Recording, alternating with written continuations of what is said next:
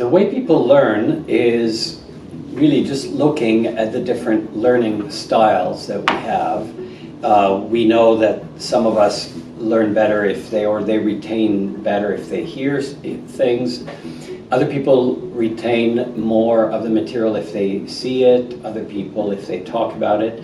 But generally speaking, we know that if we can use the greatest number of approaches, the greatest number of senses in the one learning activity, then we have a higher retention rate.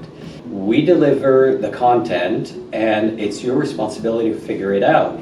And if we're giving you 20 PowerPoints and they don't involve movement and you're someone who learns a lot more by doing things, then it's your problem. The really important one is the actual doing. So we use what's called a participatory approach.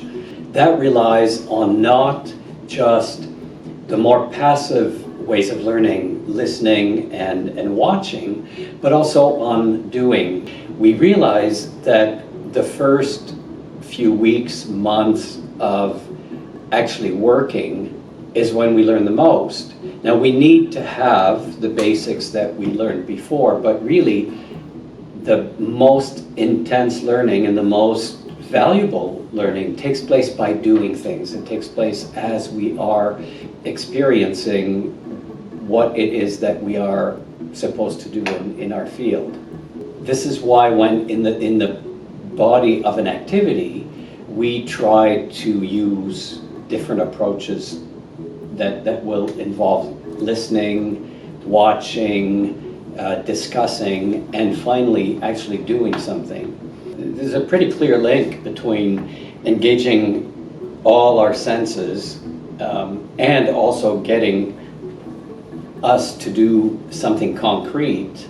There can't be as much engagement from reading a text only or listening to a lecture or just doing one thing. There can't be as much engagement because the connection to the content is much less prominent, is much smaller. So we'll read it, or as I mentioned in the podcast, I'll listen, but the next day I don't remember as much. And if I don't remember the content as much, it doesn't have the same impact on me. It doesn't have the same effect in terms of creating engagement. We need to have people be fully immersed in the learning rather than just listening to it while they're doing something else.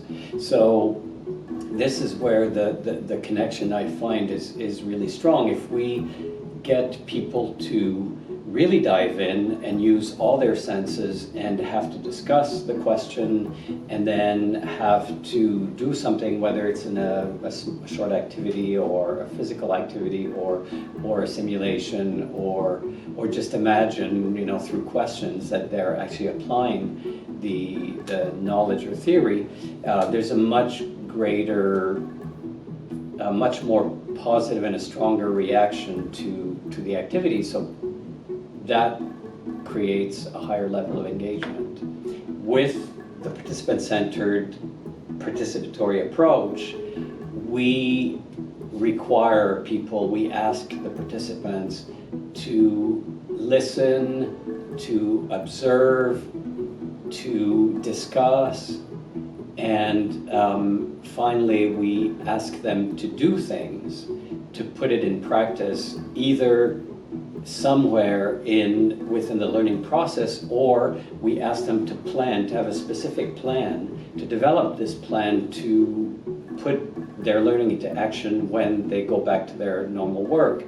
We use everything, every possible avenue to get people to engage with the content, with the knowledge, the experience that is aimed at creating greater engagement and encouraging the participants to engage in social change through their work when they go back to their jobs.